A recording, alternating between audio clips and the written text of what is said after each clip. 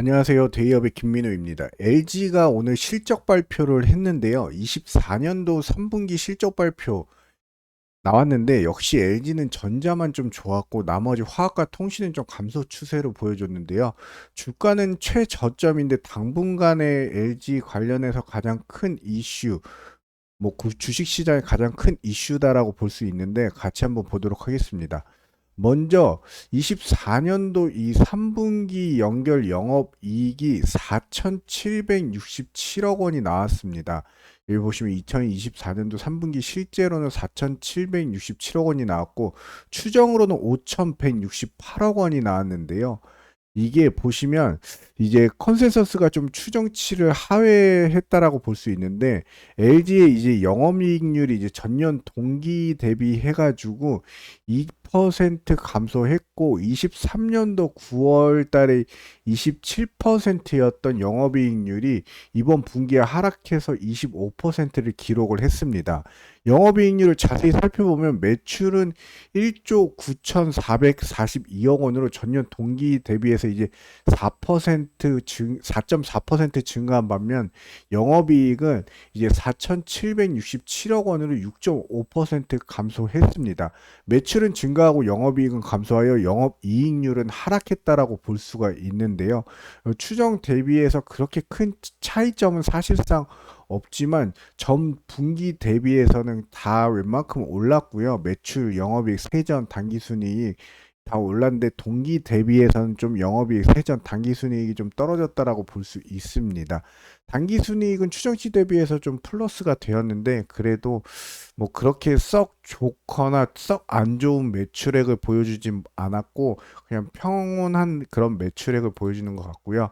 전자계열 같은 경우에는 여기 보시면은 이제 가전, TV 등 주력 제품 성장과 LG 디스플레이, 스마트폰 물동 증가로 인해서 3분기 누적 매출액이 84.3조 원으로 13.6% 늘었습니다.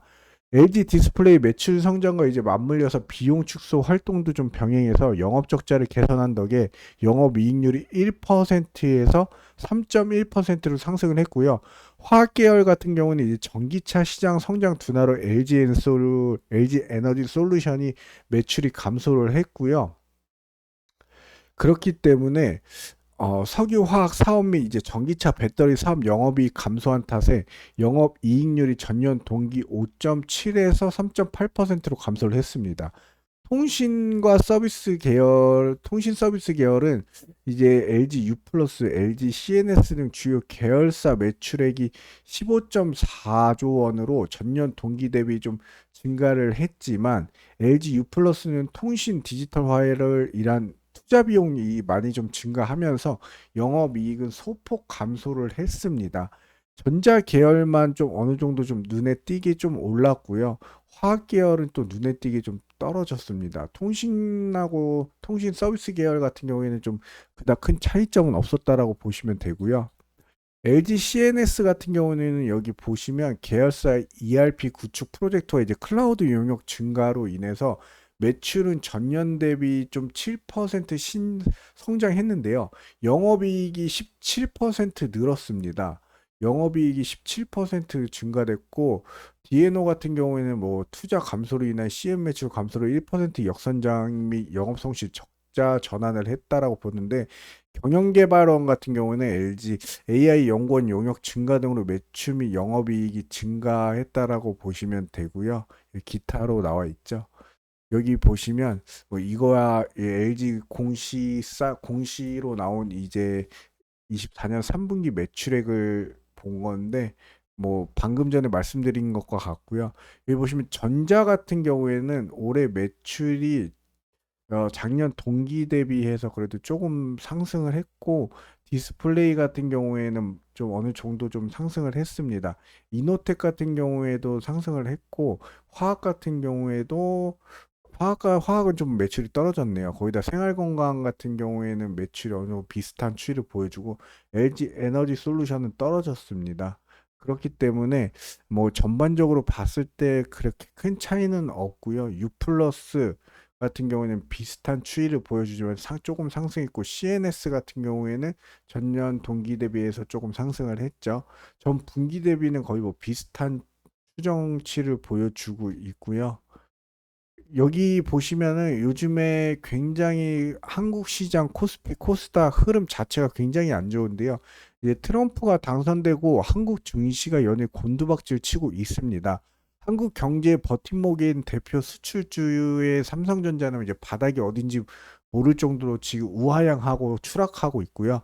주식을 판다는 것은 이제 미래 가치가 좀 없다라는 뜻으로 보여지는데, 전쟁 후 폐허를 딛고 이제 경제 대국으로 급성한 한국에서 이제 정작 미래가 보이지 않는다라는 우려가 커지고 있는데, 삼성전자 같은 경우는 100명 중에 지금 99%가 거의 물려 있다라고 보시면 되겠습니다.